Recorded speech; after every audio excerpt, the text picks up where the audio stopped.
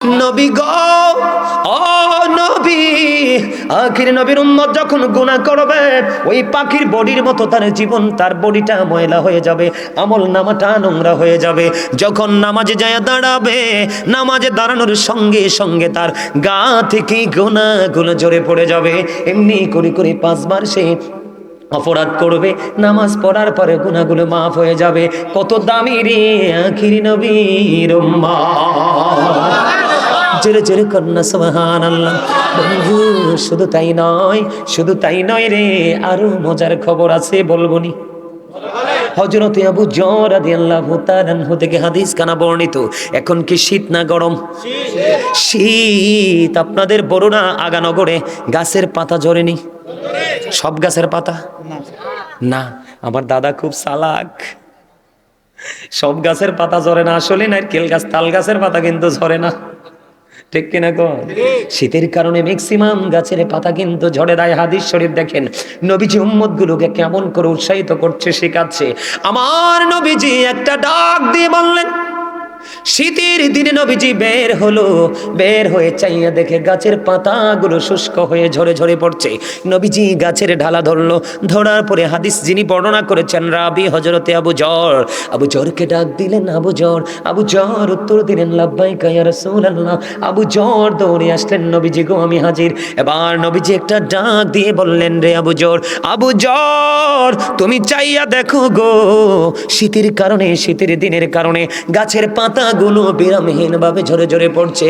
রে আবু জর, আমি নবীর উম্মত, আল্লাহর প্রিয় বান্দাগুলো, তারা যখন নামাজের মাধ্যমে যখন তাদের এই কপালটা আল্লাহর কুদরতে কদমে লাগায়া দিতে দেরি রে, ওই শীতের দিনের গাছের পাতার মতো তার জীবনের গুনাহগুলি ঝরে পড়ে যাবে।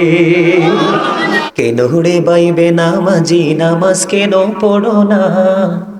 বেনামাজি মারা গেলে দুজকে তার ঠিকানা।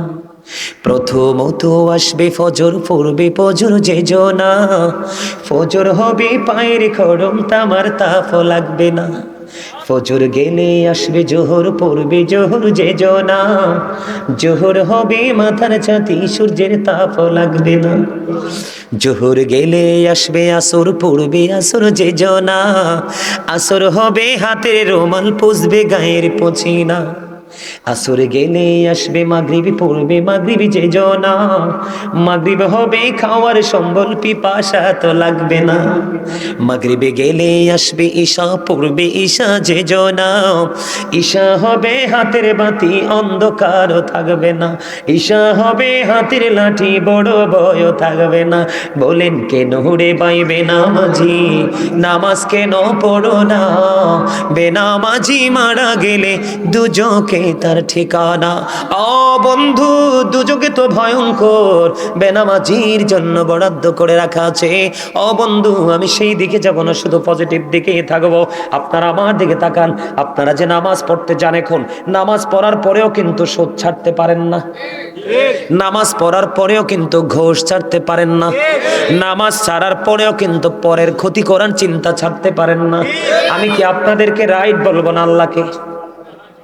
কাকে? আল্লাহ বলেছেন, ইন্নাস সালাতা তানহা আনিল ফাহশাই ওয়াল মুনকার, নামাজ মানুষকে খারাপ কাজ থেকে বাঁচিয়ে রাখে।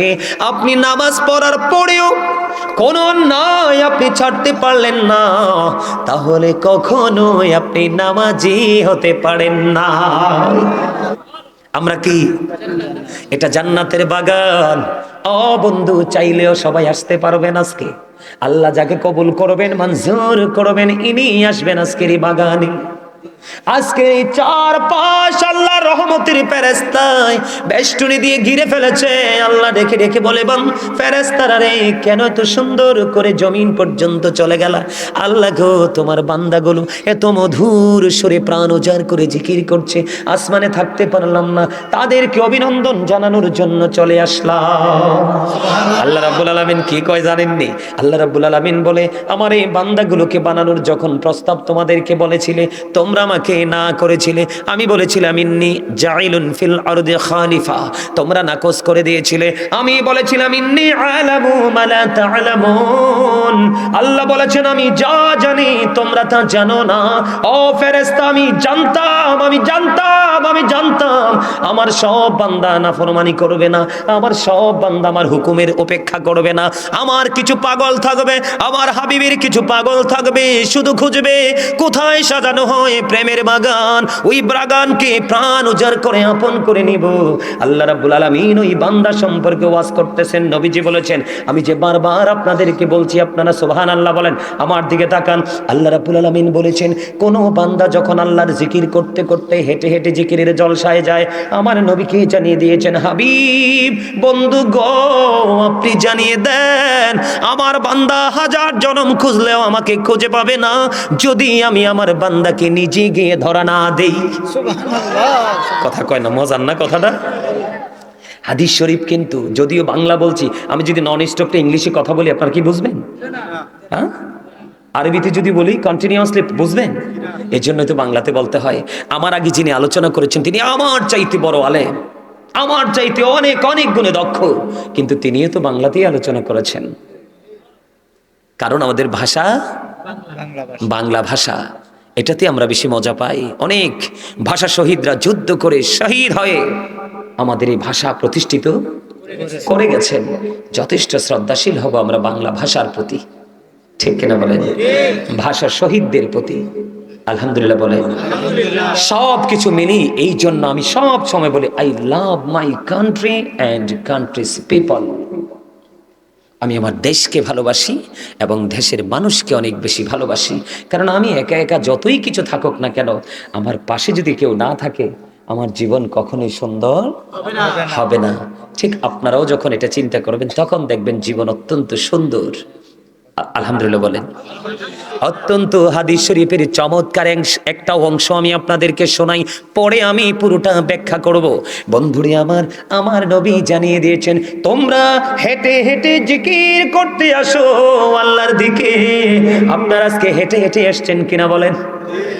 আমিও তো হেঁটে হেঁটেই আসলাম অনেক পথ, বাড়ি থেকে গাড়িতে উঠলাম, বাসা থেকে গাড়িতে উঠলাম হেঁটে হেঁটে এসে। এটা কিন্তু জিকিরের উদ্দেশ্যে। কিসের উদ্দেশ্যে? কারণ আমি আপনাদেরকে সৎ কাজের দিকে ডাকছি, আল্লাহ রাসূলের দিকে ডাকছি, এটাও জিকির। অসৎ কাজ করবেন না বলছি, এটাও জিকির। এই যে আল্লাহর হাবিব জানিয়ে দিয়েছে উম্মত তোমরা যখন হেঁটে হেঁটে মালিকের দিকে জিকির করতে যাও, মালিক কথা দিয়ে দিয়েছেন মালিক দৌড়ে এসে তোমাকে ধরা দিবে। আর জোরে কন্যা সুবহানাল্লাহ। নবীজি জানিয়ে দিয়েছেন তোমরা জান্নাতের মেহমান, জান্নাতের বাগানে যখন যাইবা তোমরা জান্নাতি ফল খেয়ে নিও। ইয়া রাসূলুল্লাহ জান্নাতি ফলটা কি গো? আমার নবী বলে দিয়েছেন সুবহানাল্লাহ ওয়া হামদুলিল্লাহ লা ইলাহা ইল্লাল্লাহ সুবহানাল্লাহ ওয়া হামদুলিল্লাহ লা ইলাহা ইল্লাল্লাহ লা ইলাহা ইল্লাল্লাহ। নবী আমার নূরের ফতুল জগত করলেন ও জালা, নবী আমার নূরের ফতুল জগত করলেন ও জালা। রোজ হাসরে করবেন তিনি উম্মতের ফয়সালা। সুবহানাল্লাহ আলহামদুলিল্লাহ লা ইলাহা মহব্বতে সুবহানাল্লাহ আলহামদুলিল্লাহ লা ইলাহা ইল্লাল্লাহ লা ইলাহা ইল্লাল্লাহ লা ইলাহা ইল্লাল্লাহ। আরশে কুরসি লৌহ কলম সৃষ্টি যাহার ওসিলা। আরশে কুরসি লৌহ কলম সৃষ্টি যাহার ওসিলা। নিজে আল্লাহ খুশি হইয়া নাম রাখিলেন হাবিবুল্লাহ। সুবহানাল্লাহ আলহামদুলিল্লাহ লা ইলাহা লা ইলাহা ইল্লাল্লাহ মুহাম্মাদুর রাসূলুল্লাহ সাল্লাল্লাহু আলাইহি ওয়াসাল্লাম। জোরে জোরে বলুন আলহামদুলিল্লাহ। জিকিরটা কার কার কাছে ভালো লাগছে? দুই হাত তুলে দেখান তো সোজা করে সবার কাছে। হাত নামান, হাত নামান। গত 9 তারিখে কুমিল্লা সিটির একটা অংশ আপনারা চিনবেন, বদরপুর কেন্দ্রীয় ঈদগাহ, বিশাল ঈদগাহ। কি পর্যন্ত মানুষ যে হয়েছে আমি কল্পনাও করতে পারবো না। চোখের দৃষ্টি পর্যন্ত ফেল, এত বড় ঈদগাহ পুরো কানায় কানায় ভরে গেছে। তো আমি জিকিরটা মানে আমার তো আলোচনা, আজকে তো আলোচনা করতে হবে, বেশি লম্বা তো আর জিকির করা যায় না। আমি জিকিরটা একটু করে ছাড়লাম কেন, এক দাদা এমন রাগ করছে। আমি কিন্তু কোনো কষ্ট পাইনি, আমি খুশি হয়েছি। কয় আমার অনেক পছন্দের জিকিরটা হুজুরে ছাইরা দিল। আলহামদুলিল্লাহ বলেন না। আমাদের প্রত্যেকের মানসিকতা এমন হওয়া উচিত, কারণ আমাদেরকে একদিন যেতে হিসাব দিতে হবে। আল্লাহ বলছে ইন্না বাতশা রাব্বিকা লাশাদীদ। আল্লাহ বলেছেন the seizing of Allah is difficult. আল্লাহ ধরা, আল্লাহর পাকড়াও বড় শক্ত, বড় কঠিন। আল্লাহ ধরার পরে বলছে ইন্নাল্লাহা সারিউল হিসাব। Allah is quick to take account. আল্লাহ হিসাব গ্রহণে অত্যন্ত তৎপর, কঠোর। হিসাব নিবি চুকিয়ে চুকিয়ে কি করবো আমরা? এই জন্য আমাদেরকে অ্যালার্ট হতে হবে, সচেতন হতে হবে। আল্লাহর কোরআন দিয়েছেন, তারপরে বাকি সব রাসূলের মাধ্যমে হাদিস দিয়ে আমাদের কাছে মেসেজ পাঠিয়ে দিয়েছেন। শুধু আমরা গ্রহণ করব আর বাস্তবায়ন করব, তাই তো? বন্ধুরে আমার, আমার দিকে তাকান। আমার আপনার প্রাণের নবী বলেছেন এক রমজান থেকে আর এক রমজান পর্যন্ত রমজানের গুরুত্ব কত দেখেন। রমজান মাসে বন্ধু সুদ খাওয়া যাবে না, কাউকে বকা দেওয়া যাবে না, কাউকে গালি দেওয়া যাবে না, পরের হক মারা যাবে না। বন্ধু অনেক কাজ আছে যেটা আপনি আমি এখন করি, অনেকেই করি আমরা, এগুলো কোনো কিছু করা যাবে না। কারণ রমজান মাসে একটা আমল করা, যেমন একটা কোরআন খতম করলেন, একটা কোরআন খতমের বিনিময়ে আপনার আমল নামায় 700 কোরআন খতমের সওয়াব দেওয়া হবে। রমজান মাস এটা হলো মুমিনের জন্য, আখির নবীর উম্মতের জন্য স্পেশাল সার্ভিসের মাস। আপনি যদি সুন্দর করে করে শুরু থেকে শেষ পর্যন্ত আমল করতে পারেন, বন্ধু আপনি যেদিন মায়ের ওদর থেকে এসেছেন নিষ্পাপ হয়ে ঈদুল ফিতরের নামাজ পড়তে যাবেন, একটা রাস্তা দিয়া আর একটা রাস্তা দিয়া ঘুরে ঘুরে আপনি আপনার বাড়ি চলে আসবেন রে। তখন আপনি মায়ের পেট থেকে বের হয়ে যেমন মাসুম ছিলেন, আপনি মাসুম হিসেবে বিবেচিত হয়ে যাবেন। তবে শর্ত হলো বন্ধু, রমজান মাসে রোজা রাখা ফরজ। ইচ্ছে করে কেউ যদি একটা রোজা ভাঙ্গ বন্ধু, সারাটা জীবনও সেই রোজার খেসারত দিতে পারবা না। এই জন্য রমজান মাসে গ্যাস্ট্রিক বেড়ে গেছে অজুহাত বলে রোজা ভাঙ্গা যাবে না, আলসার হয়েছে বলে রোজা ভাঙ্গা যাবে না। রমজান মাসকে আপন করে গ্রহণ করে নিতে হবে। সবচেয়ে বড় মজার খবর, আমরা সবাই চাই আমরা নিষ্পাপ হতে। আল্লাহ রাসূল বলেছেন এক রমজান থেকে আরেক রমজানের মধ্যে 300 থেকে 305 দিনের গ্যাপ। কথা বলে না? 300 থেকে 300 কত দিন? 300 থেকে 305 দিনের গ্যাপ। বন্ধু আমি আপনাদেরকে বলি, 360 দিনে যদি 1 বছর হয়, কয় বছর? 360 দিনে 1 বছর আমি ধরে নিলাম, অথবা 65 দিনে আমি 1 বছর ধরে নিলাম। আপনি যদি এই বছরে যদি 30 দিন, ওই বছরে যদি 30 দিন, 29-এ গেলে তো সেটা আলাদা কথা। 30-এ 60 দিন আপনার রোজা মাইনাস হয়ে গেল রোজার মাধ্যমে। আরো 300 দিন বন্ধু অবশিষ্ট আছে রে। এই দুই দিকের 2 বছরের 2 মাথার রোজার কারণে 1টি বছরের গুনাহ আপনার মাফ হয়ে যাবে। তবে নবীজি শর্ত দিয়েছেন মুকাফফিরাতুল লিমা বাইনাহুন্না ইযা তুনিবাতিল কাবাইর। নবীজি শর্ত দিয়েছে কবিরা গুনাহ থেকে তোমাদেরকে বেঁচে থাকতে হবে। জোরে জোরে বলুন সুবহানাল্লাহ। তাহলে মজা না? কথা কয় না? হাদিস শরীফটা অত্যন্ত মজার না?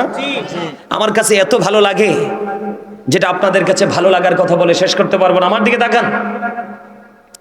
আল্লাহর হাবিব আমাদেরকে আপনাদেরকে বোঝানোর জন্য আরো বলেছেন, কারু বাড়ির আঙিনায় যদি একটা পুকুর থাকে রে, একটা জলাশয় থাকে, দৈনিক যদি তুমি 5 বার যদি গোসল করো, কয়বার? 5 বার। দৈনিক 5 বার যদি আপনি যদি গোসল করেন বা আমি যদি গোসল করি, আমরা একবার গোসল করলেই তো পুরো ময়লা দূর হয়ে যায়। গায়ের মধ্যে কমপক্ষে 2 ঘন্টা থাকে বন্ধু সাবানের যে সেন্ট, কথা কন না কেন? আর 5 বার যদি করি তাহলে পুরো বডি হয়ে যাবে সুগন্ধযুক্ত। বলে হুজুর কেন বললেন? এটা বন্ধু হাদিস শরীফের সাথে যুক্ত। আমার আপনার প্রাণের নবী, দু জাহানের বাদশা নবী বলেছে রে, ও আগানগরের মানুষ, আমার নবী বলে দিয়েছেন, কেউ যদি কারো বাড়ির আঙিনায় যদি একটা পুকুর থাকে, জলাশয় থাকে, দৈনিক যদি 5 বার গোসল করে, তার বডির মধ্যে কোনো দুর্গন্ধ থাকবে না, কোনো ময়লা থাকবে না। ঠিক তেমনি ভাবে যদি তুমি প্রতিদিন যদি 5 ওয়াক্ত নামাজ পড়তে পারো, তাহলে তোমার 5 ওয়াক্ত নামাজ পড়লে তোমার আমল নামায় কোনো গুনাহ থাকবে না। জোরে জোরে বলেন না সুবহানাল্লাহ। বন্ধু আমাদের দাম এত বেশি রে, এই যে গেল মেরাজের চাঁদ, রজবের চাঁদ, রজবের 26 তারিখ আল্লাহ রাব্বুল আলামিন আল্লাহর প্রিয় হাবিবকে নিজে দাওয়াত করে আল্লাহর বাড়ি নিয়েছেন। কথা কয় না? মজার খবর কিনা? মুসা নবী আল্লাহকে দেখতে চাইলেন, রব্বি আরনি, আল্লাহ কয় লান তারানি। মুসা দেখতে চায়, আল্লাহ কয় না না মুসা, সরি রে মুসা, দেখা হবে না। কোরআন শরীফটা থাকলে এখন খুলে দেখাতাম আপনাদেরকে। মনে করে যান কোরআন শরীফের 15 পারা সূরা বনী ইসরাঈলের 1 নাম্বার আয়াতে আল্লাহ রাব্বুল আলামিন বলে দিয়েছেন, সুবহানাল্লাযী ইসরা বিআবদিহি লাইলাম মিনাল মাসজিদিল হারাম ইলাল মাসজিদিল আকসাল্লাযী বারাকনা হাওলাহু লিনুরিয়াহু মিন আয়াতিনা। আমি কি করতাম কহ? আমার ওয়াজটাতে চেষ্টা কম করতেছি? হ্যাঁ, এরা তো সুবহানাল্লাহ কয় না, কি নাইমা যাইতাম নি? তুই আমার সামনে বইয়া সুবহানাল্লাহ আলহামদুলিল্লাহ প্রাণ খুলে বলতে পারবেন এরকম কয়েকটা যুবক হাত তোলো তো দেখি। সবাই পারবেন? তাইলে আমার সামনে আসেন, আসেন সব, আসেন আমার সামনে আসেন। এই স্বাস্থ্য ভাই, তোমার মধ্যে প্রেম আছে, আসো আসো সামনে আসো। আমার এই স্বাস্থ্য ভাই কালা, কিন্তু মনে হয় সব দিতে বালা। আসো না।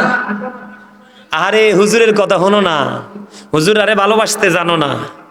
আরে এই মুসা নবীকে প্রশ্ন করা হলো, আল্লাহকে প্রশ্ন করা হলো, আল্লাহ আপনি যদি খুশি হন তাইলে কি করেন? কয় পৃথিবীতে বৃষ্টি দেই। কয় আল্লাহ আপনি যদি আরো খুশি হন কি করেন? কয় কারো বাবা মার কোলে দেই কন্যা সন্তান। কয় আল্লাহ আরো যদি খুশি হন তাইলে কি করেন? কয় কারো বাড়িতে পাঠাই মেহমান। তা আজকে কি আমি আপনার বাড়িতে মেহমান না? তা আপনারতে আমি তো বলি না আপনি আমাকে পেটটা ভরে খাওয়াই দেন। আপনি হাত পা পরে বাজার করে কষ্ট করে রান্না করে আমার জন্য জমা করেন, আমি কিন্তু এটা বলি নাই।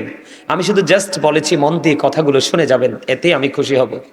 মেহমানকে সন্তুষ্ট করে বিদায় করতে হবে। এই শোনেন, এখান থেকে অন্য একটা হাদিসে যাই। আল্লাহ খুশি হইলে বৃষ্টি দেয়, আমরা বিরক্ত হই।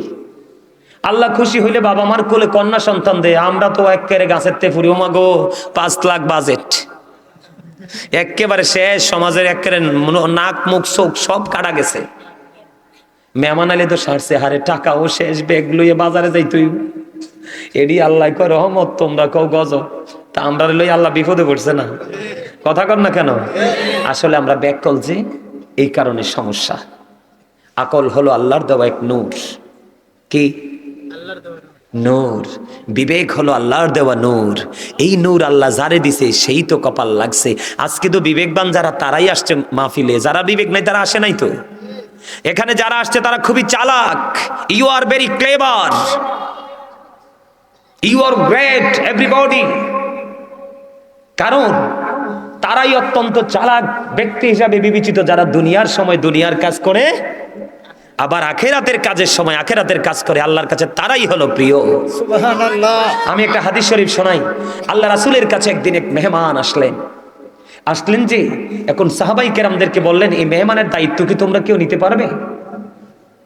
কেউ রাজি হয় না। হঠাৎ করে এক আনসারী সাহাবী রাজি হলেন, নবী গো এই মেহমানটা আমারে দিয়ে দেন। তো তিনি কি করলেন, এই মেহমান নিয়ে তিনি বাড়ি চলে গেলেন। যাওয়ার পরে যাইয়া দেখে ঘরে কোনো খাবার নাই। বিবিকে প্রশ্ন করলো, বিবি রে ঘরে কি আছে? আমাদের যে ছোট্ট একটা বাচ্চা আছে, বাচ্চাটার জন্য একটু খাবার আছে। এবার ওই সাহাবী একটা ডাক দিয়ে বলল, বিবি বিবি গো, সন্ধ্যা হওয়ার পরে কৌশলে প্রদীপটা নিভাইয়া দিও, বাচ্চাটাকে কৌশলে ঘুম পাড়াইয়া দিও। মেহমান নিয়ে এসছি রে, মেহমানকে উপাস রাখা যায় না, বাচ্চার খাবারটা মেহমানটাকে একটু খাইয়ে দিব। বন্ধু খাইয়ে দিলেন, রাত্রটা পার হয়ে গেল। ওই সাহাবী সকালবেলা নবীজির কদমের দিকে রওনা হচ্ছে। নবীজি ওই সাহাবীর চেহারাটা দেখতে দেরি রে, নবীজির চেহারার মধ্যে ফুটে উঠল এক চমৎকার মুস্কি হাসি। নবী নবী গো, ও নবী হাসির কারণ কি গো? নবীজি একটা ডাক দিয়ে বলল, আমি তুমি যে গত রজনীতে মেহমানের সাথে যে ব্যবহারটা করেছো, যে আচরণটা করেছো, যে ব্যবহার করেছো, তোমার ব্যবহারে তোমার উপর মালিক সন্তুষ্ট হয়ে গেছে। এই জন্য আমি নবী খবর পেয়ে তোমাকে দেখি মুস্কি হাসি দিয়ে দিলাম। আর আমরা এমন হতভাগা, নবীর উম্মত দাবি করি, সুন্নি জামাত দাবি করি রে, নবীর আদর্শকে চিরতরে ডিলিট করে দিছি। স্বার্থে যদি আসে তাহলে গ্রহণ করি, স্বার্থে যদি না আসে মানতেও রাজি না। কথা বলেন না কেন? আমার কথা ঠিক না বেঠিক? বন্ধু এমনটি করা যাবে না। আমি আপনাদেরকে বলে দেই বন্ধু, চমৎকার নিয়জ নবীজি বলে দিয়েছেন, দৈনিক যদি তুমি 5 বার গোসল করো গো, তাহলে তোমার শরীরে কোনো ময়লা থাকবে না। দৈনিক 5 ওয়াক্ত নামাজ পড়ো, তোমার কি থাকবে না? তোমার আমল নামায় গুনাহ থাকবে না। আমি বলতেছিলাম, মুসা দেখতে চাইলেন, আল্লাহ কি দিদার দিলেন না? আমার নবীকে আল্লাহ নিজে দাওয়াত দিলেন। আল্লাহ রাব্বুল আলামিন নিজে বলতেছেন সুবহানাল্লাহ। আরে আমি যে তেলাওয়াত করছি বুঝেন নাই? সুবহানাল্লাযী, আল্লাহ নিজেই বলতেছেন সুবহানাল্লাহ। আশ্চর্য কোনো কিছু দেখলে বা খবর পেলে আমরা সুবহানাল্লাহ বলি না? এই জন্য বারবার বলছি, আপনারা সুবহানাল্লাহ বলেন না কেন? কৃপণতা কেন করছেন? সুবহানাল্লাহ হলো আপনারা জান্নাতের বাগানের মেহমান, এটা আপনাদের রুহের খাবার। এখানে বসলে কি দেহের শান্তি আসে না আত্মার? যার আত্মার শান্তি এসেছে তিনি কনফিডেন্স দিয়ে বাড়ি যেতে পারবেন যে আল্লাহ আপনাকে কবুল করছে। যিনি বুকে হাত দিয়ে বলতে পারবেন আমি শান্তি পাইনি, তাহলে আপনি মনে করবেন আপনার সফল হতে পারেননি। ও বন্ধু, এখানেই কিন্তু মেরাজ নিয়ে আলোচনা করার কথা না। নবীজির মেরাজ হলো ভ্রমণ, আল্লাহর সাথে দিদার, ঠিক কিনা? আর আপনার আমার মেরাজ হলো নামাজ গো। আল্লাহ রাব্বুল আলামিন 50 ওয়াক্ত নামাজ দিলেন। মুসা নবী কিন্তু 6ষ্ঠ আসমানে যাওয়ার সময় দেখা করে গেছে। মুসা কালিমুল্লাহ আসার পরে প্রশ্ন করলো, নবী গো আল্লাহ কি দিয়েছে আপনার উম্মতের জন্য? কয় মেরাজ দিয়েছে। মেরাজটা কি? কয় নামাজ। কয় ওয়াক্ত? কয় 50 ওয়াক্ত। নবী গো, ও নবী আপনার উম্মত 50 ওয়াক্ত পড়তে পারবে না, দুর্বল হয়ে যাবে, আপনি কমাই আনেন। যাইতে যাইতে যাইতে যাইতে বন্ধু 45 ওয়াক্ত কমিয়ে 5 ওয়াক্ত নিয়ে আসলেন। আল্লাহ রাব্বুল আলামিনকে প্রস্তাব রাখলেন, আল্লাহ গো আমি আমার উম্মতের জন্য 5 ওয়াক্ত চাই। আল্লাহ কয়, হাবিব আপনাকে আমি ফিরিয়ে দিব না, আমি নিজে আপনাকে দাওয়াত দিয়েছি আমার নিদর্শন দেখানোর জন্য। হাবিব কথা দিলাম 5 ওয়াক্ত আমি বরাদ্দ দিয়ে দিলাম গো, কিন্তু আমি আল্লাহর কথা তো 2 রকম হতে পারে না। আমি আল্লাহ বলেছি আমার বান্দার জন্য 50 ওয়াক্ত, আপনার উম্মতগুলো যদি 5 ওয়াক্ত নামাজ ঠিকভাবে আদায় করতে পারে আমি তাদের জন্য পুরস্কারের জন্য ওয়াদাবদ্ধ। পুরস্কারটা কেমন দেওয়া হবে? পুরস্কারটা দেওয়া হবে আল্লাহ রাসূলকে আল্লাহ রাব্বুল আলামিন জানিয়ে দিলেন, আপনার উম্মতগুলো 5 ওয়াক্ত পড়বে, আমি কথা দিলাম সওয়াব কিন্তু 50 ওয়াক্তেরই দিব। সুবহানাল্লাহ। 5 ওয়াক্ত ডিউটি করলেন কয়বার? 5 বার। আপনি রেজাল্ট পাইলেন 50 বার ডিউটির। আপনি 1 ঘন্টা কি করেছেন? আপনি 5 ঘন্টা দৈনিক কয় ঘন্টা? 12 ঘন্টায় ধরেন একদিন। কয় দিন? আমি দিনের অংশটা ধরলাম 12 ঘন্টা। আপনি ডিউটি করলেন 5 ঘন্টা। কয় ঘন্টা? মূলত ডিউটিটাই আপনার কোম্পানিতে 5 ঘন্টা। এখন কোম্পানি বরাদ্দ দিল আপনার জন্য 50 ঘন্টার সওয়াব অথবা 50 ঘন্টার বেতন। তখন কি আপনি খুশি হবেন না বেজার হবেন? কথা বলেন না কেন? আমি আমার মা বোনদেরকে বলবো, আমি বিশেষ করে আমার মুরব্বী বাবাদেরকে বলবো গো, আমি যদিও একটা ছেলে, আমি যদিও একজন ইয়াং, কিন্তু আমি ইয়াংদের সাথে আমার কোনো প্রেমের ডুরি নাই। আমার প্রেম হলো সাদা সাদা দাড়িওয়ালা মুরব্বীদের সাথে, তাদেরকে নিয়ে চলতে কথা বলতে যত মজা পাই, আর যুবক দেখলে আমি অনেক বেশি ভয় পাই। কেন জানেননি? কথাটা বুঝবো তো, না হলে রিপিট করে। কথা কন না কেন? কথা গ্রহণ করতে চায় না। আর মুরব্বীরা একটা বলার পরে কই হুজুর যদি আরেকটু বলতো, আরে আরেকটু যদি বলতো, আরেকটু যদি শুনতাম, ঠিক কিনা বলেন? এই জন্য বলছে মুরব্বী বাবাদেরকে, বাবা গো, জীবনে কেমন করে নামাজ পড়ছো জানি না, আজকের পর থেকে ব্যতিক্রম ভাবে তুমি তোমার জীবনকে ডিজাইনেবল ভাবে তুমি সাজাবা। আল্লাহ রাব্বুল আলামিনের দিদারের আশায় বলো হুজুর কেন সাজাবো, কেন সাজাবো? আমি আপনাদেরকে পরে বলবো, তার আগে বলি, আপনি ডিউটি করেছেন 5 ঘন্টা, আপনাকে বেতন দেওয়া হয়েছে 50 ঘন্টার। আপনি শুধু খুশি না, মহা খুশি। আপনি চাইবেন কোম্পানিকে, কোম্পানির মালিককে আপনার মাথায় রাখতে। কিন্তু আগানগরের বন্ধু, তোমাদেরকে বলতে চাই গো, কেন তোমরা এত বোকা হয়ে গেলা? কোরআন শরীফে সূরা 30 পারার ভিতরে বলে, ফি আইয়ি সূরাতিম মা শাআ রাক্কাবাক। আল্লাহ বলতেছেন আল্লাহ ক্রিয়েটেড দ্য মাইন্ড। আল্লাহ বলতেছেন আল্লাহ আমাদেরকে আল্লাহর মন মতো করে বানাইছে। ওমা সুবহানাল্লাহ কয় না? আল্লাহ কয় আমাদেরকে আল্লাহর মন মতো করে বানাইছে, আর কাউকে না, শুধু আমাদেরকে। কত মন মতো করে বানাইছে? সূরা 3 বলেছেন লাকাদ খালাকনাল ইনসানা ফি আহসানি তাকওয়িম। আসমান জমিন চন্দ্র সূর্য যা কিছু আছে সকল সৃষ্টির মাঝে আমরা সুন্দর। সুবহানাল্লাহ। আমি কইছি না আমারে চাচতো ভাইটা কালা? এটা আমরা পৃথিবীর মানুষ কম্পেয়ার করি, কালা সাদা লম্বা খাটো মোটা চিকন ধনী গরিব, কিন্তু আল্লাহর কাছে সবাই সমান। আল্লাহ সবাইকে মন মতো করে বানাইছে। তুমি সেই মালিককে তুমি মন মতো করে আপন করে নিতে পারলা না। কিসে তো তোমাকে তাড়া করলো? কিসে তোমাকে তোমার পিছন দিক দিয়ে আঘাত করলো যে তুমি তোমার মালিককে ভুলে যেতে বসেছো? বন্ধুরে আমার, আপনি দুনিয়ার অর্থ পেলে খুশি হয়ে যান, ওপারের অর্থ যে কত দামি, এই দুনিয়ায় সাহায্য চাইলে পাওয়া যায়, ওপারে গেলে কিন্তু পাবেন না। কারণ আউয়ালু মা ইউহাসাবু বিহিল আবদু ইয়াউমাল কিয়ামাতিস সালাহ। কাল হাসুরের দিন আল্লাহ রাব্বুল আলামিন সর্বপ্রথম আপনার কাছে নামাজের হিসাব চাইবে।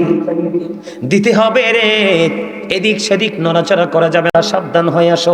লা ইয়ামুতু, people will not die that day. সেদিন মানুষ মরতে পারবে না। আল্লাহ বলেছেন ফিহা ওয়ালা ইয়াহইয়া। আল্লাহ বলেছেন people will not be able to life that day.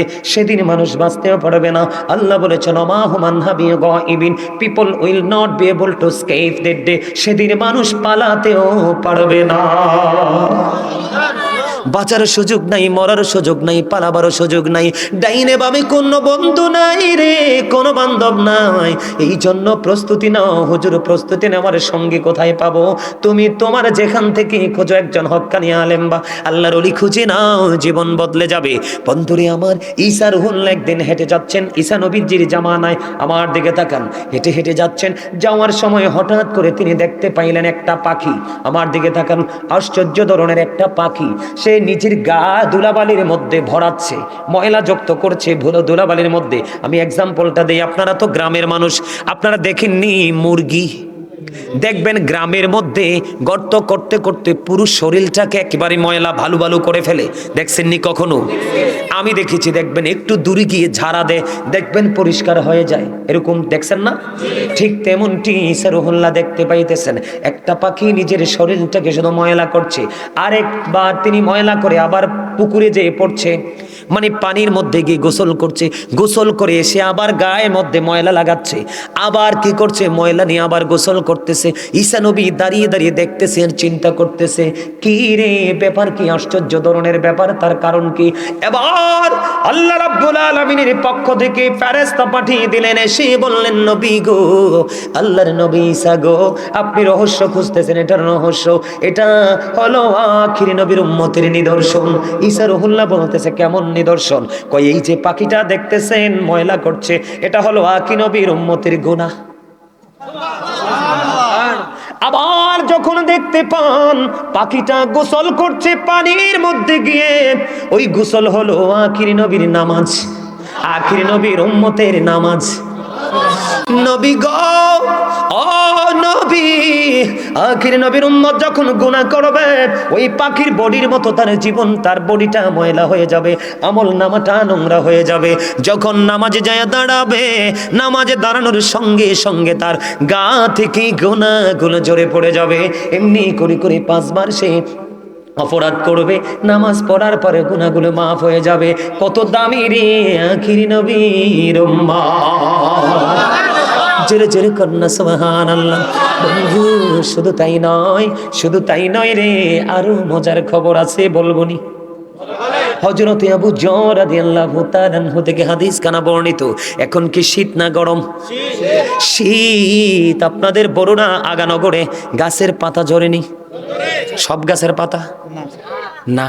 আমার দাদা খুব চালাক, সব গাছের পাতা ঝরে না। আসলে নারকেল গাছ, তাল গাছের পাতা কিন্তু ঝরে না, ঠিক কিনা কো? শীতের কারণে ম্যাক্সিমাম গাছের পাতা কিন্তু ঝরে দেয়। হাদিস শরীফ দেখেন, নবীজি উম্মত গুলোকে কেমন করে উৎসাহিত করছে, শেখাচ্ছে।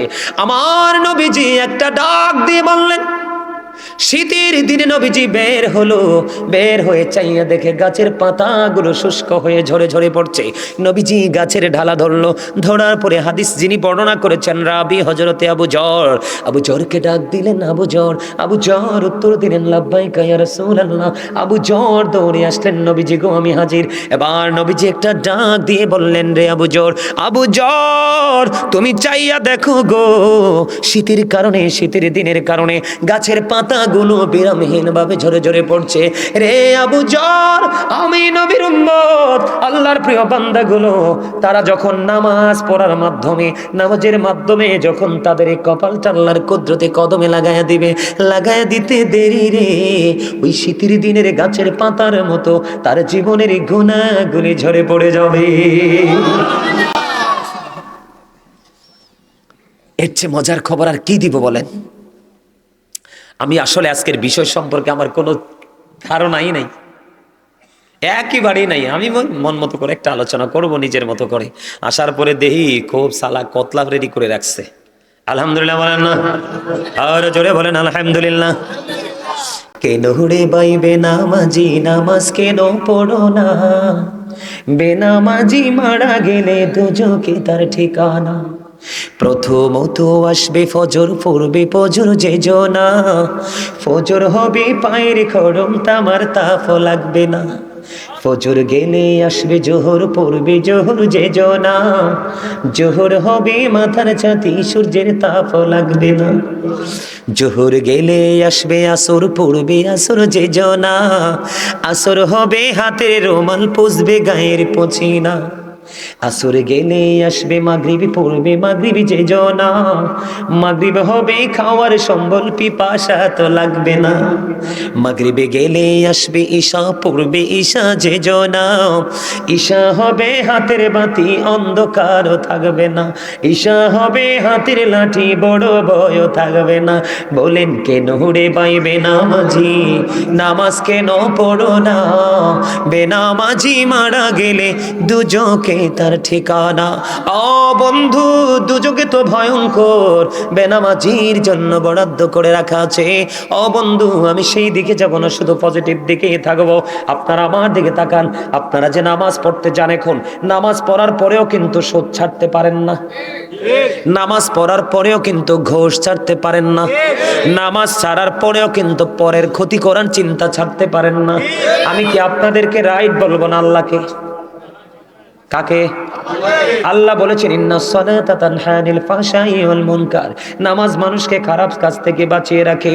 আপনি নামাজ পড়ার পরেও কোন অন্যায় আপনি ছাড়তে পারলেন না, তাহলে কখনোই আপনি নামাজি হতে পারেন না। কথা বলেন না কেন? বর্তমানে নামাজ বিনষ্ট হওয়ার জন্য দুটো জিনিস দায়ী, দুটো জিনিস। কয়টা জিনিস? কথা বলে না, কয়টা জিনিস? একটা হলো যুবকদের জিন্স প্যান্ট, এটা উপর দিয়েও নাভির নিচে, নিচে দিয়েও টাকনোর নিচে। আল্লাহর কোরআন এসেছে লিবাসুত তাকওয়া যালিকা খায়র। আল্লাহ বলেছেন বান্দা ইমানদারদের জন্য উত্তম পোশাক ফরজ, এটা পুরুষের জন্য ফরজ।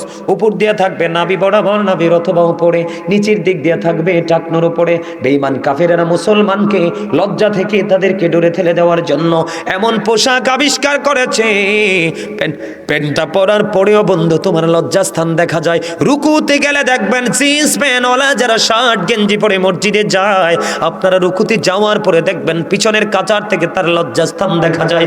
যার লজ্জা নাই তার ঈমান নাই, যার ঈমান নাই তার আমলের কোনো ভ্যালু নাই। আল্লাহ রাব্বুল আলামিন পোশাক দিয়েছে আপনাকে লজ্জাস্থান ঢাকার জন্য, ফাঁকা রাখার জন্য নয়।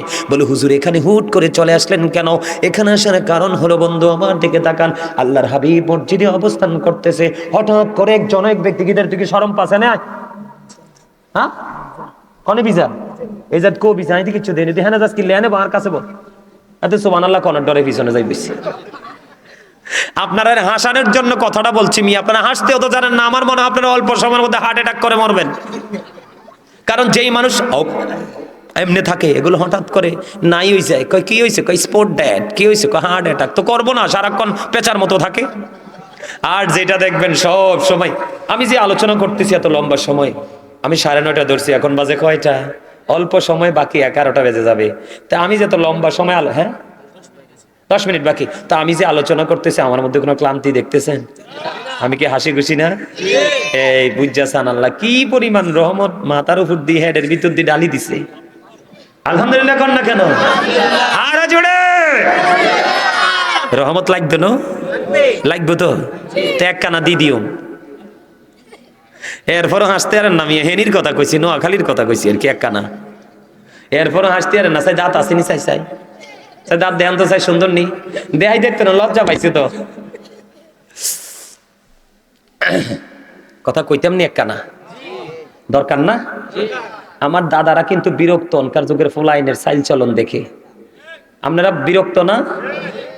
পোশাক পরে কেমনে, আড়ে কেমনে, কথা কই কেমনে, কই কি আছে খবরই তো নাই, ঠিক না কন? সামনে দিকে উড়াজাহাজ যায় না, হেলিকপ্টার যায় না, ব্যান গাড়ি যায়, হেতনের খবর নাই। কারণ হেতে তো আছে, হেতে ডিজিটাল রূপ লই। কথা কন না কেন? না মিশা কইছি?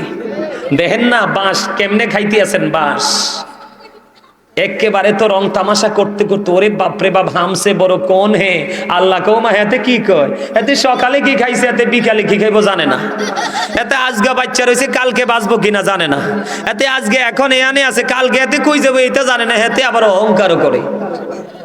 কি করে? এতে বোকা না? কবি কি কয়, কাগজ কাট कर घुड़ी बना कर उड़ाता है आसमान में, घुड़ी बेचारा क्या करेगा रोशी मौला का हाथ में। কিছু বুঝছেননি? আপনার দেহটা কাগজের ঘুড়ির মতো, আত্মাটা হইল রশির মতো, নাটাই হলো আজরাইল, মালিক হলো স্রষ্টা, যাকে বলা হয় there is no God but Allah, Allah is one, যিনি লা শারিক, যিনি আহাদ, যিনি এক, যার সাথে কোনো শরীক নেই। তিনি অর্ডার করবে আজরাইলকে, just time, no complain, no argument, just finish, সাথে সাথে। কথা বলেন না কেন? আরে জোরে, আরে জোরে। হাতে মারা গেছে অ্যাক্সিডেন্ট করি, কয়তে অ্যাক্সিডেন্ট করি মরে গেছে, আসলে হাতের কপালে এগুলো লেখা ছিল। কো কেমনে মরছে? কয় it is just an accident. কি অ্যাক্সিডেন্ট? কিন্তু হাতের যে বাজেট এন দিয়ে এতে কইতে না তো, না ছিল লাভ আসেনি, কথা কয় না। আরে নাইচা লাভ আসেনি, কাগজের ঘুড়ি বানাইছে বডিটারে। হলে রেজাল্ট মিলবে। হুজুর এই সুর দিলেন যদি আপনাদের কাছে পরিচিত সুর, কিন্তু এটা যিনি লিখেছে অত্যন্ত বিচক্ষণ ছিলেন। আমি ছোট থাকতে শুনেছিলাম আল্লাহ বলেছেন ফা ইন্না মাআল উসরি উসরা। আসেনি রে? আল্লাহ কয় নিশ্চয়ই দুঃখের পরেই আছে সুখ। তাইলে যিনি লিখেছিলেন সেই সরে সরে তিনি কি বিচক্ষণ ছিল না? কথা বলেন না কেন? শোনেন, আপনি সুর শুনলে চলবে না, সুরের মানি বুঝতে পারলেই তাহলে আপনি হবেন মুক্ত। সুরের কথার মানি বুঝতে না পারলে আপনার কোনো লাভ হবে না। আমার দিকে তাকান, যুবকদের কাছে খারাপ লাগতে পারে, কিন্তু আইসে কি বলবো, আপনার এটা খারাপ লাগারও কিছু করার নেই, খারাপ লাগলেও এই কারণে কিছু করার নেই। রাসূল কি বলে দেখেন, নামাজের নিয়ত করে বলছে, বন্ধু হাদিস শরীফ নামাজের সাথে যুক্ত, নামাজের নিয়ত করে ফেলেছে, নবীজি বললেন তুমি ওযু করে আসো, তার মানে নামাজ ভাঙতে হবে, ঠিক কিনা? আবার তিনি ওযু করে আসলেন, আসার পরে তিনি আবার দুইবার আবার তিনি নামাজের নিয়ত বাঁধলেন, নবীজি আবার বললেন তুমি ওযু করে আসো। 2 দিনে, তার মানে আবারও তাকে নামাজ ভাঙতে হবে। নবীজি বললেন 2 বার তিনি ওযু করে আসলো। তৃতীয়বার নবীজিকে প্রশ্ন করা হলো, ইয়া রাসূলুল্লাহ, বারবার কেন বলছেন গো নবী নামাজ ভেঙে ওযু করে আসতে? নবী গো, সমস্যাটা কোথায়? নবীজি বললেন, সে যে পোশাক পরেছে কিয়ামত পর্যন্ত নামাজ পড়তে পারবে রে, ওই নামাজ আল্লাহর দরবারে কবুল হবে না। কারণ তার জন্য নামাজের ক্ষেত্রে এবং চলার ক্ষেত্রে, জীবন পরিচালনার ক্ষেত্রে পোশাকের একটা কন্ডিশন আমার আল্লাহ দিয়েছে। এটা উপর দিয়ে থাকবে নাভি বরাবর, অথবা নাভির উপরে প্যান্ট বলেন, ট্রাউজার বলেন, পায়জামা বলেন, লুঙ্গি বলেন, নিচে দিয়ে থাকবে সেটা টাকনুর উপরে। এই জন্য বলছেন সে বারবার ওযু করছে ঠিকই, নামাজে দাঁড়াচ্ছে ঠিকই, কিন্তু তার পোশাকটা শরীয়তের সীমা লঙ্ঘন করেছে। এই জন্য নামাজ আল্লাহর কাছে পৌঁছাতে হলে আপনার পোশাকটা সঠিক করে যাবেন। 2 নাম্বার সমস্যা হলো বন্ধু, আল্লাহ রাসূল বলেছেন লা তুকবালু সালাতুন বিগাইরি তুহুর ওয়ালা সাদাকাতিন মিন গুলুল। নবীজি বলেছেন পবিত্রতা ছাড়া ইবাদত কবুল হয় না, হালাল টাকা ছাড়া দানও কবুল হয় না। এখনকার ছেলেরা দেখতে পায় জিন্স প্যান্ট, এত অসভ্য বন্ধু, ইহুদি খ্রিস্টানেরা দাঁড়াইয়া প্রস্রাব করে। এমন শয়তান না প্যান্ট পড়ছে বন্ধু, প্রস্রাব তো বৈশা করতে পারবে না, নিচটা ভিজা যাইব, এখন খাড়িয়া প্রস্রাব করে দেয়। দেয় কি দেয় না? হুট করে বন্ধ দাঁড়ায় একটু পানি খরচ করে মসজিদে চলে যায়। ওই গর্দব তুমি জানো না, পুরুষের প্রস্রাব করার পরে কিন্তু হুট করে প্রস্রাবটা বন্ধ হয় না, একটু সময় লাগে।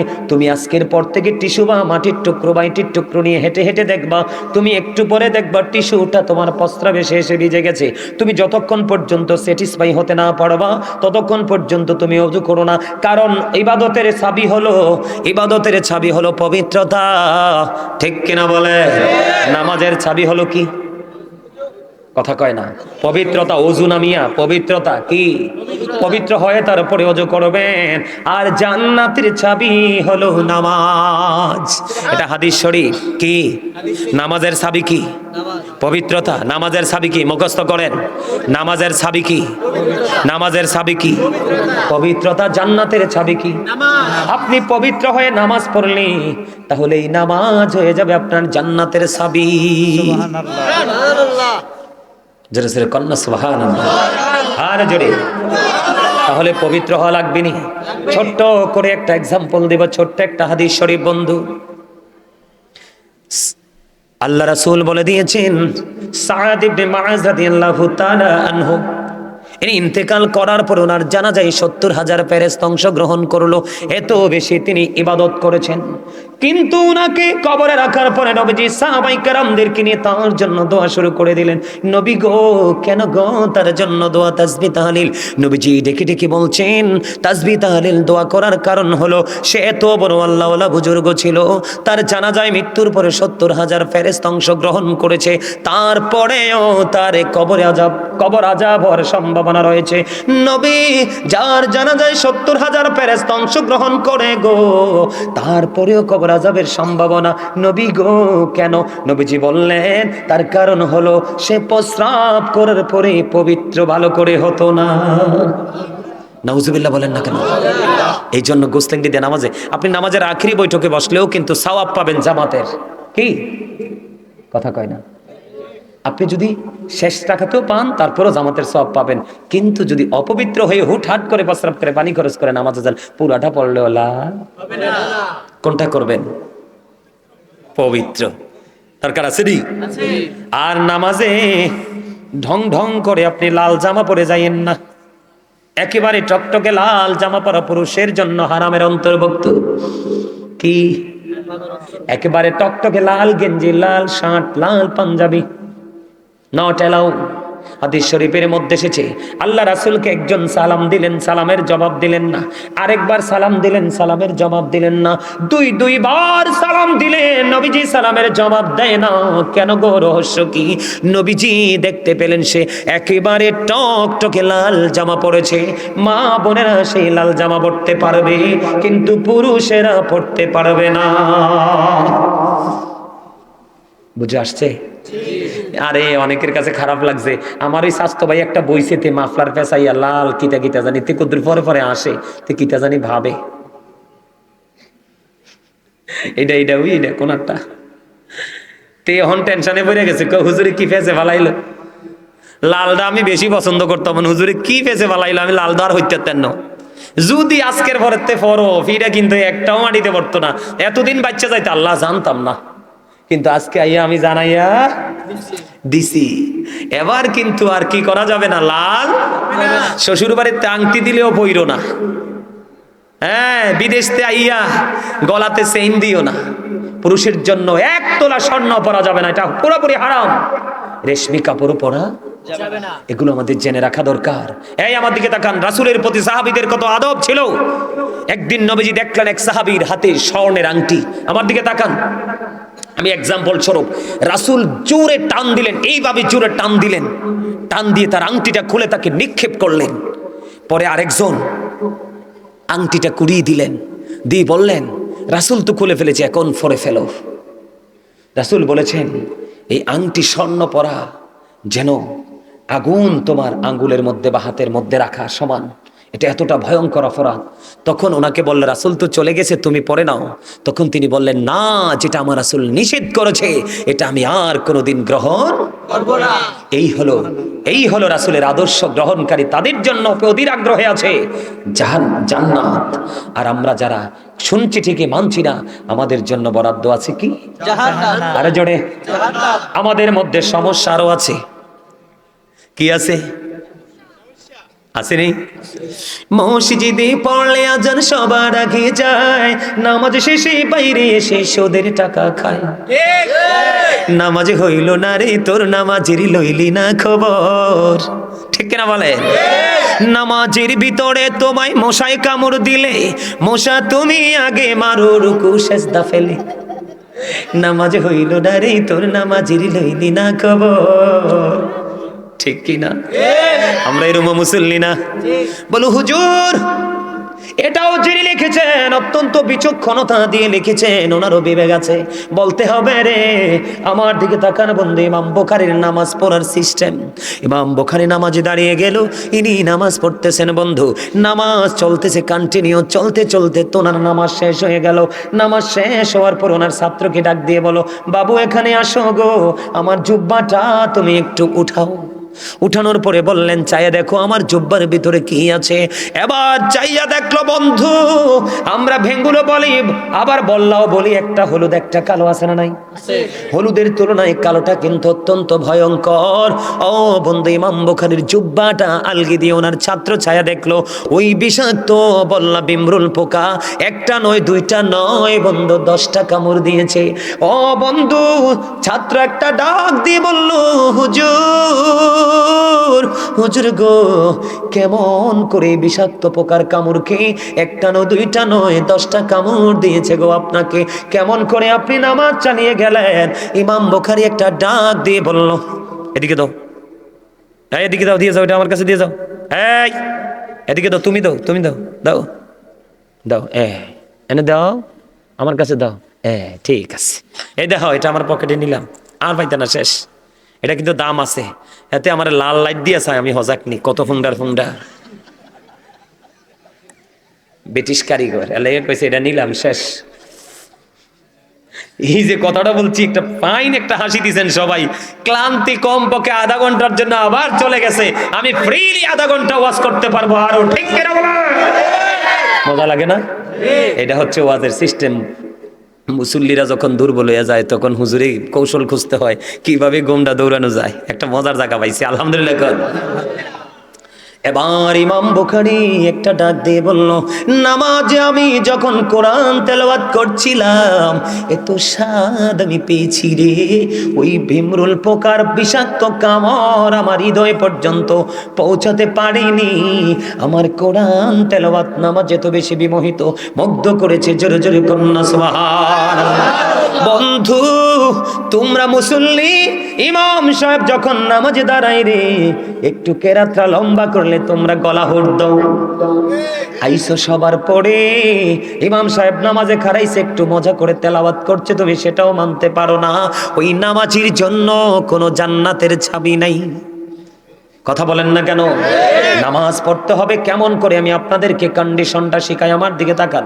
যখন আপনি নামাজে দাঁড়াবেন, নামাজে দাঁড়ানোর পরে আপনি মনে মনে চিন্তা করবেন আপনার সামনেই যেন বাইতুল্লাহ খানায় কাবা। জোরে জোরে কন্যা সুবহানাল্লাহ।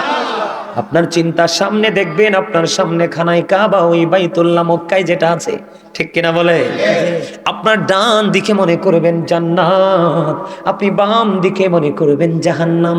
আপনি মনে করবেন আপনার জীবনের এই নামাজটা আপনার জীবনের শেষ নামাজ রে। আপনি মনে করবেন আপনার পিছনে আজরাইল দাঁড়িয়ে আছে, নামাজ শেষ হইতে দেরি রে, ও বন্ধু আমার মরণটা হয়ে যাবে। এই চিন্তা যদি করে নামাজে দাঁড়াতে পারেন, এবং আপনি যেই মুসল্লার মধ্যে দাঁড়াবেন, যেই জায়গাটায় দাঁড়াবেন অথবা মসজিদে দাঁড়াবেন, আপনি মনে মনে চিন্তা করবেন আমি যেন ফুলছেরাতের উপর দাঁড়িয়ে আছি, একটু যদি অমনোযোগী হই আমি জাহান্নামে পড়ে যাব।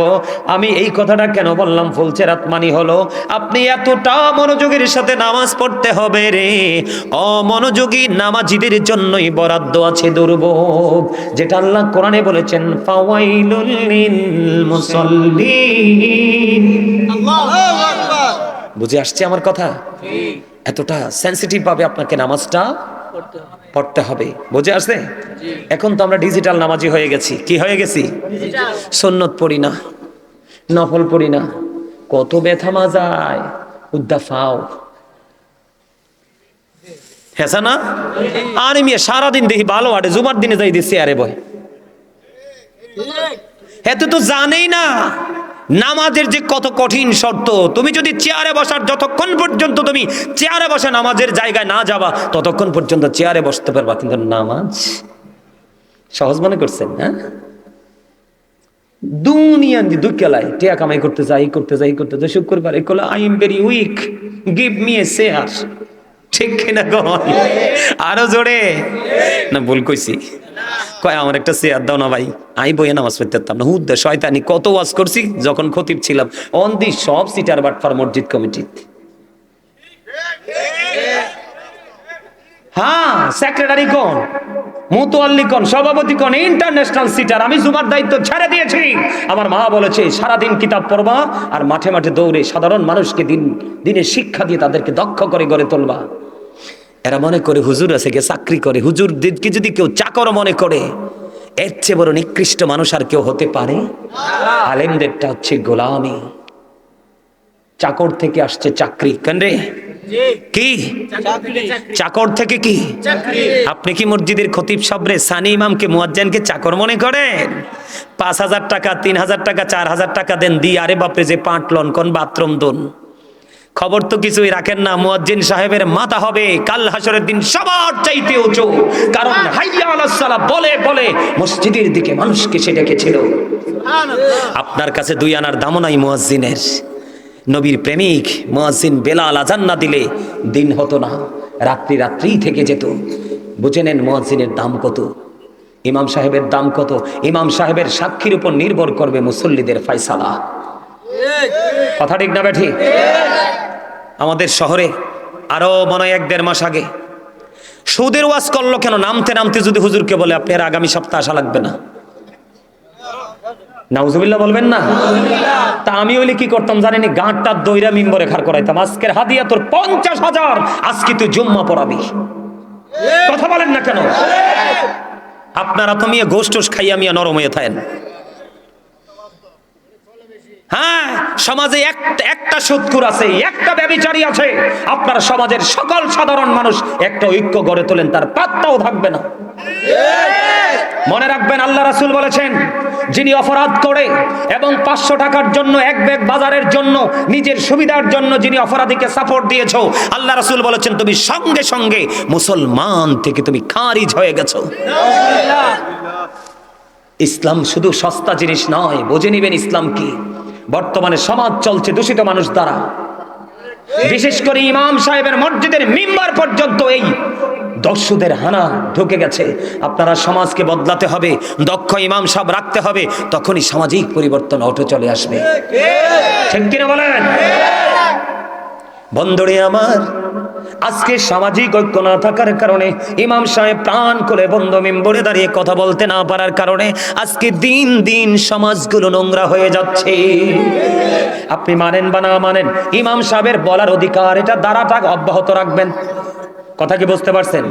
ইমাম সাহেব ওয়াজ যেমনি করবে, কোরআন হাদিস থেকে যদি করে, ওনার কথা বলার যে স্বাধীনতা, এটা কখনোই হরণ করবেন না, বলতে থাকবেন। হুজুর আপনি বলতে থাকেন, মানবো না মানবো সেটা আমাদের ব্যাপার। কেউ যদি প্রতিবন্ধকতা সৃষ্টি করে তাকে প্রতিহত করবেন। বলে হুজুর কেন?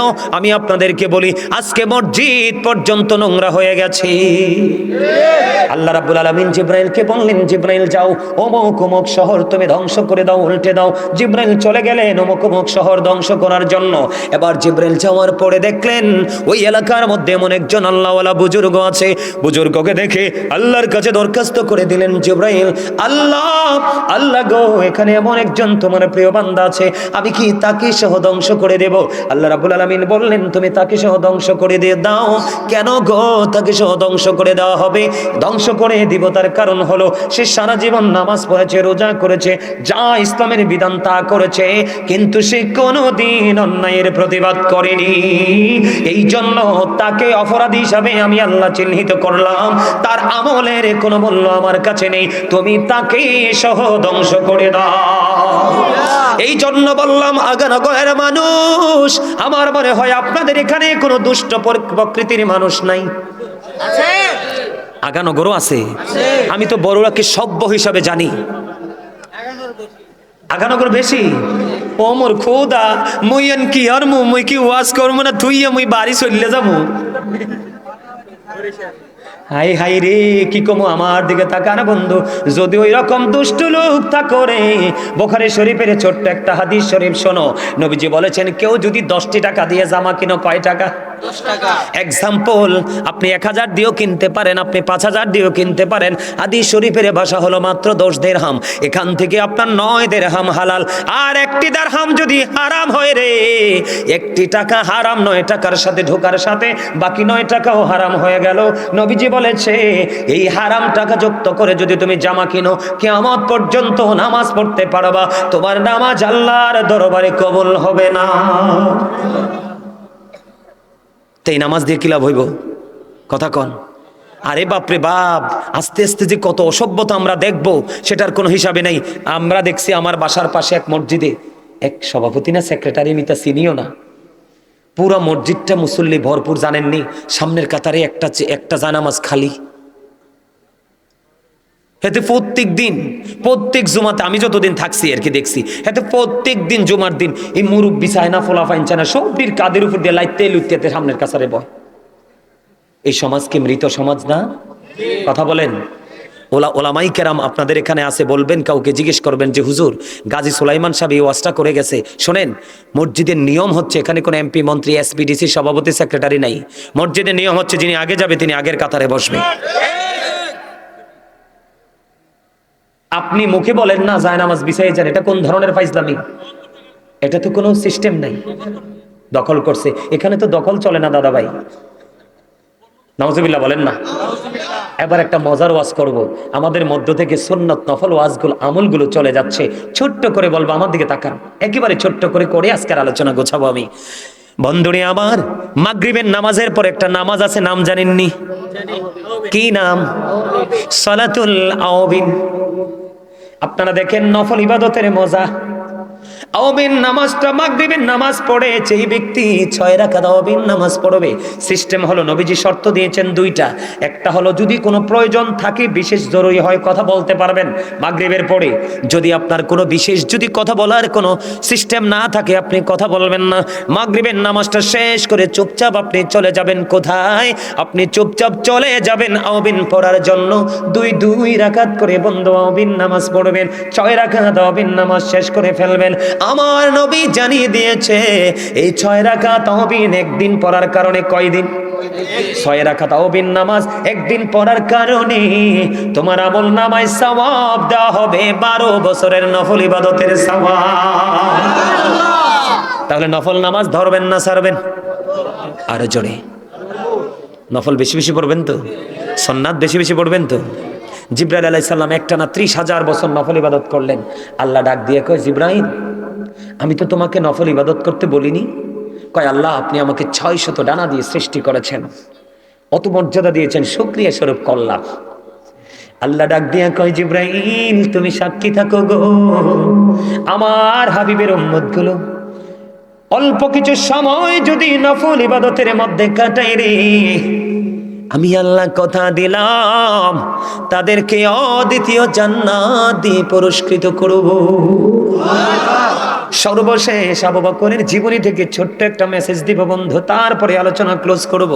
আমার দিকে তাকান বন্ধু, হযরতে আবু বকর সিদ্দিক রাদিয়াল্লাহু তাআলা আনহু এবং ওমর রাদিয়াল্লাহু তাআলা আনহু সম্পর্কে আমার নবী একদিন দুজনকে দুই হাতে ধরে মসজিদে প্রবেশ করতেছেন আর বলতেছেন, আজকে আমি যেমন করে দুজনকে দুই হাতে ধরে মসজিদে প্রবেশ করেছি, ঠিক তেমনি ভাবে তাদের দুজনকে কাল হাসুরের দিন দুই হাতে নিয়ে জান্নাতে ঢুকবো। হযরতে আবু বকর সিদ্দিক রাদিয়াল্লাহু তাআলা আনহু, এই যে আপনারা পাঞ্জাবিটা ঘরে রেখে দেন বোঝার জন্য বলছি, যত শর্ট শর্ট জামা আছে এগুলো পরে মসজিদে যান, মুসলমানিতে বিয়াতে যত অসভ্য জায়গায় এখানে যাইতে যান পাঞ্জাবি পরে। কথা কয় না? আমি কি মিছা কথা কইছি? না সত্য। আপনারা দেখেন আপনার এলাকার যুবকরা যখন কোনো মিছিলে যায়, যখন কোনো মিটিংয়ে যায়, দেখবেন সুন্দর পাঞ্জাবিটা পরে যায়। মসজিদে যাইতে লাগলে কি যে কয় তার আর মনের ভিতরে একটা রোগ ঢুকে, কয় পাঞ্জাবি পরবো না। আবার পূজা তো যায়, হ্যাঁ আমি দেখছি তো। এই দেশে কি এত হিন্দু আসেনি?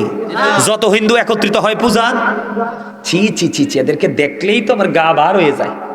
বলে হুজুর কেন? আল্লাহ কয় ইন্নাল কাফিরিনা কানু লাকুম আদুওয়াম মুবিনা। আল্লাহ কয় the heretics are the eternal enemy of the believers. ঈমানদারদের প্রকাশ্য শত্রু বেঈমানেরা। নাউজুবিল্লাহ কোন? নাউজুবিল্লাহ। গন্ধ কি কে কইছে? আল্লাহ। আরো জোরে আল্লাহ। শুধু এটা নি কইছে, আল্লাহ কয় উইদ্দাত লিল কাফিরিন। আল্লাহ কয় ইউ গো টু হেল, জাহান্নাম তোমাদের জন্য বরাদ্দ, চাইরো কাল জাহান্নামে থাকো। তো কি কোন আপনি? আল্লাহ কোরআনে কি কয়? কইতাম নি, ইন্নামাল খামরু ওয়াল মাইসিরু ওয়াল আনসাবু ওয়াল আজলামু রিজসুম মিন আমালিশ শাইতান। আসেনি রে? আর জোরে কোন না। সর্বশেষে কইছি শয়তান। আউযু বিল্লাহি মিনাশ শাইতানির রাজীম।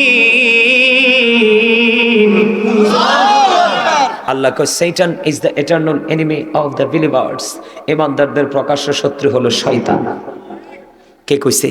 আল্লাহ। আল্লাহ। এবার আসেন, আল্লাহ কয় মদ, জুয়া, মূর্তি, ভাগ্য গণনা, ঘৃণ বস্তু শয়তানের কাজ। কে কয়? আল্লাহ। তো এখানে মূর্তি তাইলে কে বানাইছে? শয়তান। আমাদের ধর্মের স্রষ্টা হলো স্রষ্টা আমাদের যিনি মালিক আল্লাহ, আর বাকি ধর্মের স্রষ্টা হলো শয়তান। কে? শয়তান। কথা কয় না কে? শয়তান।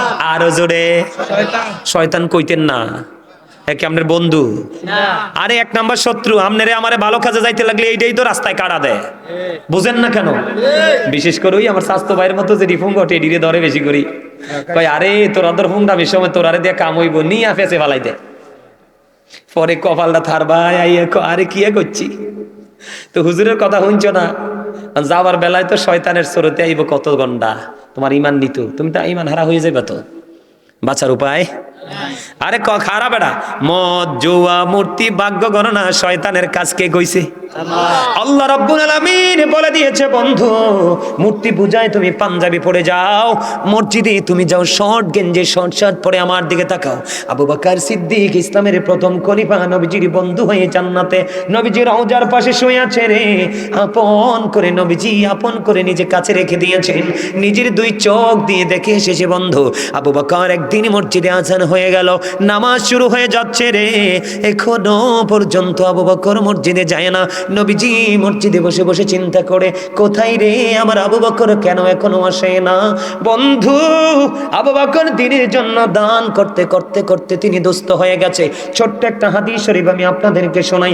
একদিন নবীজি বললেন দান করার জন্য, দান করা কি রে? নবীজি বললেন, ওমর মনে মনে ডেকে ডেকে বলে, জীবনে কোনো দিন আবু বকরকে হারাতে পারিনি, আমার কাছে মোটামুটি কোটি এখন সম্পদ আছে, আজকে দান করে আবু বকরকে হারাবো। তারা দান নিয়ে আসলেন নবীজির কাছে। নবীজির কাছে আসার পরে নবীজি বললেন ওমরকে, ওমর তুমি কতটুকু নিয়ে এসেছো? কয় আমি অর্ধেক নিয়ে এসেছি। তোমার ফ্যামিলি পরিবারের জন্য কত রেখে এসেছো? কয় অর্ধেক রেখে এসেছি। আবার আবু বকরকে বললেন, আবু বকর তুমি কি নিয়ে এসেছো? আবু বকর ডাক দিয়ে বললেন, নবী গো, আমার কাছে যা ছিল সব নিয়ে এসেছি, ফ্যামিলি পরিবারের জন্য কি রেখে এসেছো? আবু বকর একটা ডাক দিয়ে বলল, নবী গো, আমি আমার ফ্যামিলি পরিবারের জন্য আল্লাহ এবং আল্লাহ রাসূলকে রেখে এসেছি। কি প্রেম, অবর্ণনীয় প্রেম। আমি যদি আপনাদের আবু বকরের জীবন নিয়ে কথা বলি, আপনি কে বুড়া কে জুয়ান সেটা দেখবেন না, আপনার মনের অজান্তেই চোখের পানি চলে আসবে। আবু বকরের প্রেমের প্রতিযোগিতা হারানোর জন্য চেষ্টা করেছে ওমর, জীবনে কোনো দিন হারাতে পারেনি। সুবহানাল্লাহ বলেন না। সেই আবু বকরের কথা বলছি বন্ধু। আবু বকর নামাজ পড়তে যাওয়ার জন্য পর্যন্ত পোশাক নাই, গায়ের মধ্যে ছোট্ট জামা। কি করব, ঘরের মধ্যে আছে বালিশের গিলাপ, ছিঁড়ে ফেললেন। গায়ের জামার সাথে সেলাই করে জামা বানাবে। খেজুর কাটা নিলেন, খেজুর পাতা নিলেন, খেজুর পাতাকে বানাইলেন সুতা, আর খেজুর কাটাকে বানাইলেন সুই। এমন করে করে বন্ধু বালিশের গিলাপ এবং খেজুর পাতা যুক্ত করে জামা বানাইলো। জামা বানাইয়া নামাজ পড়তে গেল, একটু দেরি হয়ে গেল। নবীজি ডাক দিয়ে বললেন, আবু বকর আমি থাকা অবস্থায় তোমাদের এত অবহেলা, আমি চলে গেলে না জানি কি হবে। নবী গো, ও প্রাণের নবী গো, ইয়া রাসূলুল্লাহ ইয়া হাবিবাল্লাহ, নবী গো আমি ইচ্ছে করে কোনো দেরি করিনি গো নবী, নবী আমি ইচ্ছে করে দেরি করিনি। ইয়া রাসূলুল্লাহ আমার জামা ছিল না, আমি জামা বানাই আসতে দেরি হয়ে গেছে। নবীজি বেশি দেরি করলেন না, নামাজ শুরু করে দিলেন। নামাজের পরে দোয়া করে দিলেন। দোয়া শেষ করে, নামাজ শেষ করে যখন মসজিদ থেকে নবীজির পবিত্র কদম মোবারক যখন বাহিরের দিকে দিয়ে দিল, এবার চাইয়া দেখে রে হযরতে জিবরাইল আজকে খেজুর পাতার পোশাক পরে হাজির। জোরে জোরে বলুন না সুবহানাল্লাহ। নবীজি একটা ডাক দিয়ে বললেন, আবু জিবরাইল তুমি যখন আমার কাছে আসো রে, তোমার শরীরে দেখা যায় জান্নাতি পোশাক, আজকে কেন গো তুমি খেজুর পাতার পোশাক পরে আসলে?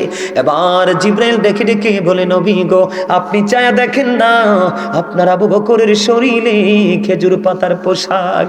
নবী নবী গো আবু বকরের জামা নাই, আজকে পোশাকের একটা শর্ত আছে, সতর ডেকে নামাজ পড়তে হবে। আবু বকরের জামা তো নাই গো, পাগল হয়ে গেছে, মালিকের সেজদা ছাড়বে না, যেটা মেরাজের রজনীতে গিয়ে তিনি মেরাজের রজনীতে গিয়ে মেরাজ নামক নামাজ নিয়ে এসেছে, সেটা তো ছাড়া যাবে না। আবু বকর যখন খেজুর পাতা দিয়ে জামা বানাই রে, আমার আল্লাহ আসমানের সকল ফেরেশতাকে ডেকে ডেকে বললেন, রে আসমানের ফেরেশতারা আজকে সবাই তোমরা খেজুর পাতার পোশাক পরো আমার আবু বকরের সম্মানার্থে। আজকে একজন যদি খেজুর পাতার পোশাক পরতে না করো গো, আমি আজকে তোমাদেরকে ফেরেশতাদের দপ্তর থেকে নামাইতে বাধ্য হব।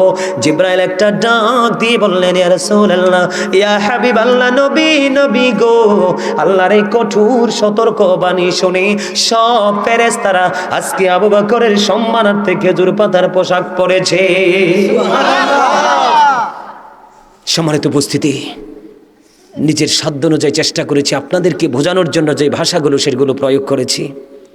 অনেক কথা বলেছি, যদি কেউ কষ্ট পেয়ে থাকেন আল্লাহর হস্তে ক্ষমা করে দিবেন। যদি ভালো লেগে থাকে আমল করার চেষ্টা করবেন। তবে যাদের অর্থ আছে তারা যাকাত দিবেন, হজ করবেন। আবার যদি কখনো কোথাও দেখা হয়, অন্যথায় অনলাইন থেকে আপনারা বাকি যে রমজান নিয়ে পরিপূর্ণ ওয়াজ, হজ নিয়ে পরিপূর্ণ ওয়াজ, যাকাত নিয়ে পরিপূর্ণ ওয়াজ করা আছে অলরেডি অনলাইনে। এরপরেও যদি আবার কোথাও দেখা হয়, আমি আপনাদের সামনে এই বিষয় নিয়ে আলোচনা